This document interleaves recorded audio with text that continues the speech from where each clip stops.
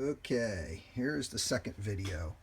As you can see, there is some nasty stuff down in the bottom. I've seen a lot worse, but that's not great either.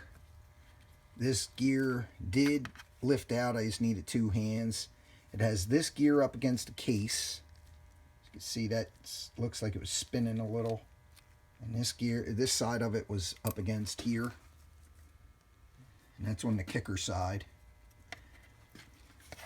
Then you can see there's a bearing in here.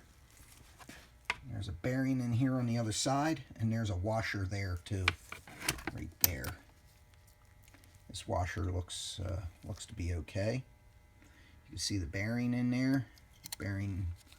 Both those bearings will need to be replaced, no doubt. This gear comes off, and there's a bushing, and there's a washer. Then you have the dog that's on the shaft, and then you have another gear, and then I imagine these gears all come off, or these might be a part of the shaft. I'm not really sure. There's that gear down. There's this washer. That's for first. Here's the dog. The side with the lines goes towards first, or towards the kicker side.